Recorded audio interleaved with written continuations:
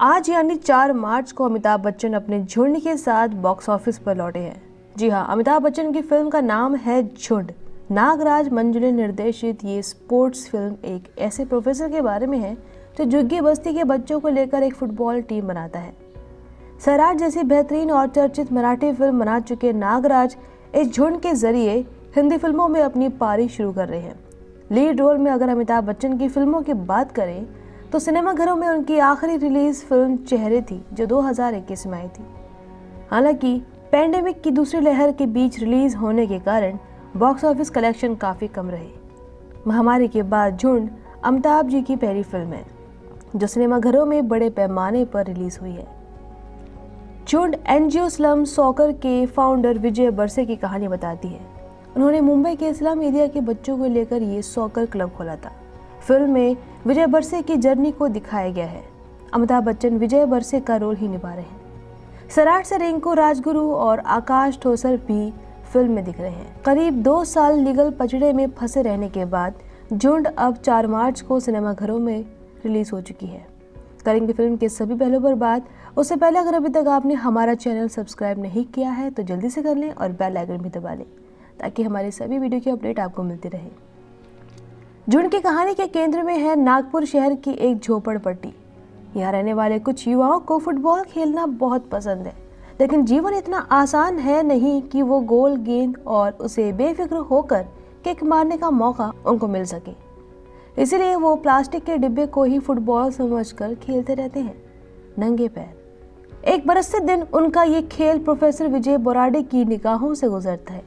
Professor साहब उनकी प्रतिभा को पहचानते हैं और वो इन बच्चों में खेल के लिए जुनून पैदा करने के मिशन पर चल पड़ते हैं। फिल्म झुंड की कहानी एक लाइन की है जिसमें एक कोच समाज के हाशिए पर पड़े लोगों के झुंड को टीम बनाने निकलता है और इसमें कमोबेश कामयाब भी हो जाता है। सवाल यही है कि ऐसे कितने कोच हैं जो सिर्फ सिनेमा देखकर समाज बना सकते हैं और जिन्होंने अंबेडकर की नीतियों को समाज में प्रसारित कर समाज को बदलने की बड़ी बड़ी बातें की।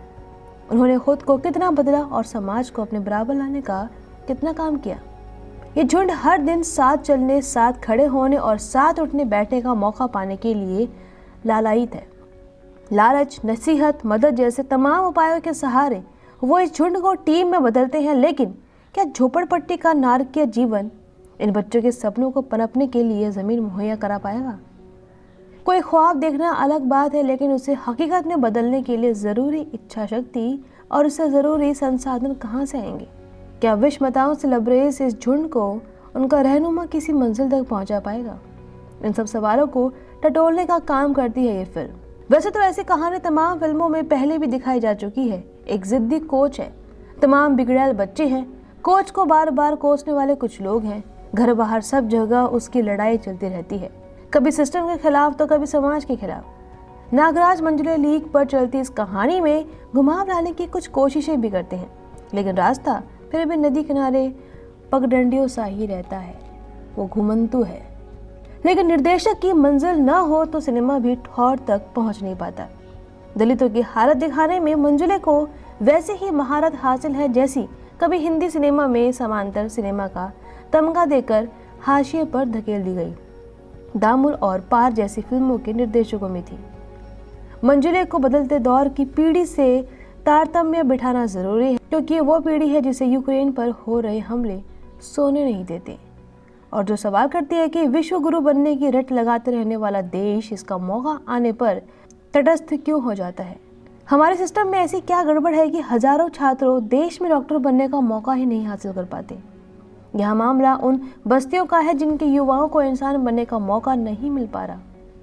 समाज बस उनके माथे पर उनकी हरकतों के हिसाब से चिप्पियां चिपकाता जा रहा है। किसी को उनके सपनों की परवाह नहीं, परवाह ये भी नहीं कि उनकी असल काबिलियत क्या है। अमिताभ बच्चन को बड़े पर्दे पर मिला सबसे लोकप्रिय नाम विजय सिनेमा में समाज का सबसे बड़ा बागी रहा है। यहाँ भी वो बगावत करता है और इस झुंड को एक टीम में तब्दील करने में कामयाब रहता है।